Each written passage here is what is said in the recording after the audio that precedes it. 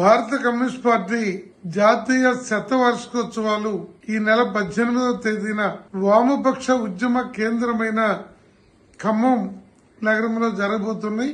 లక్షలాది మంది ప్రజలు ఈ భారీ బహిరంగ సభలోను ప్రదర్శనలోనూ పాల్గొనడానికి హాజరు కానున్నారు. భారతదేశ రాజకీయాలలో కమ్యూనిస్ట్ పార్టీకి ఉన్నటువంటి మహత్తర త్యాగపూరిత చరిత్ర మరి ఏ రాజకీయ పార్టీకి లేదు. 1925 డిసెంబర్ 26న కాన్పూర్ నగరంలో ఆవిర్భవించిన సిపిఐ దేశంలో అధికారంలోకి రాకపోయినా ప్రజల పక్షాన పోరాడే దాంట్లో సిపిఐకి సాటి వచ్చే మరో పార్టీ లేదు. 1895లో జాతీయ కాంగ్రెస్ కి బీజాలు పడినా అది స్వాతంత్ర్యం వచ్చిన తర్వాత పార్టీగా అవతరించింది. అంతకుముందు అదొక జాతీయ ఉద్యమమే. మరి ఈనాడు కేంద్రంలో రాష్ట్రంలో ఉన్న ఈ ఎన్డీఏ కూటమి పార్టీలు ఏ పేరు చెప్పినా అనేక లౌకిక పార్టీలు ఆ కూటమిలో దిక్కులేక భాగస్వాములైనా భారతదేశ ప్రజలు అత్యంత ప్రమాదాన్ని ఎదుర్కొంటున్నారు. భారత రాజ్యాంగం అంబేద్కర్ రచించిన దాన్ని మార్చడానికి ప్రయత్నం చేస్తున్నారు. రాష్ట్రాలకున్న హక్కుల్ని కేంద్రం నిలువు దోపిడీ చేసి లాగేసుకుంటుంది.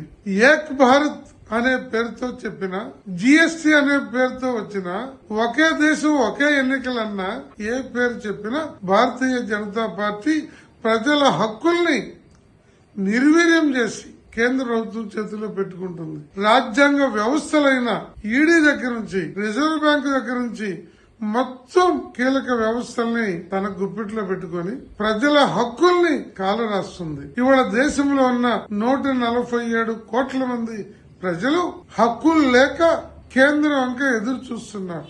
ఉద్యమాలు చేయడానికి కానీ డిమాండ్లు సాధనకు కానీ పోరాడటానికి కానీ ఎన్నో అవాంతరాలు పెట్టి చివరికి నక్సలైట్స్ ని హతమార్చడానికి సైన్యాన్ని కూడా దింపినటువంటి పరిస్థితి. ఈ స్థితిలో దేశం ప్రజలు ప్రత్యామ్నాయం కోసం చూస్తున్నారు. అది కమ్యూనిస్టులతో కూడిన ప్రత్యామ్నాయమే దేశ ప్రజలకి సరైన రక్షణని ఇవ్వగలుగుతుంది. అలా జరగాలి అంటే సిపిఐ ఒక శక్తివంతమైన పార్టీగా ప్రజల్లో ముందుకు రావాలి.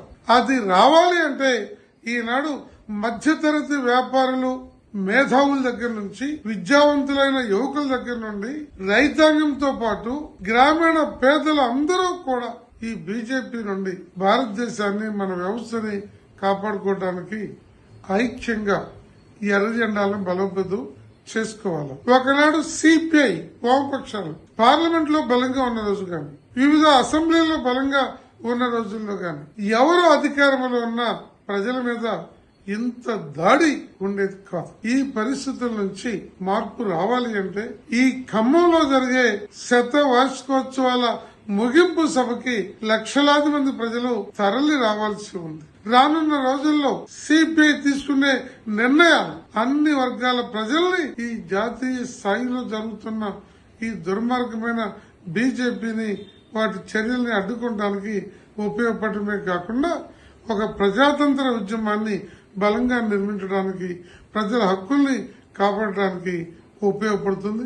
అందుకోసం ఆంధ్ర రాష్ట్రంలో ఉన్నటువంటి అన్ని జిల్లాల నుండి స్వచ్ఛందంగా 18వ తేదీకి ఖమ్మం తరలి రావాలని చెప్పి వివిధ వర్గాల ప్రజలందరినీ కూడా విజ్ఞప్తి చేస్తున్నాం.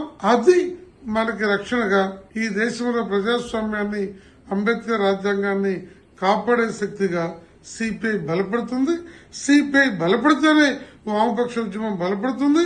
వామపక్ష ఉద్యమం బలపడితేనే ప్రజాతంత్ర శక్తులు స్వచ్ఛంద సంస్థలు దేశభక్తితో ఉన్నటువంటి అన్ని వర్గాలకి న్యాయం జరుగుతుంది. యువత విద్యార్థులకి ఓ భవిష్యత్తు లబ్ధి జరుగుతుంది.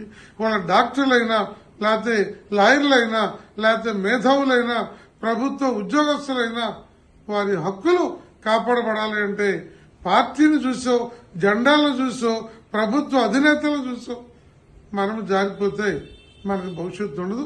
అందుకని అన్ని వర్గాలు ఈ సిపిఐ శతవార్షికోత్సవాల సభకి హాజరు కావాలని మీ అందరూ కూడా విజ్ఞప్తి చేస్తున్నారు.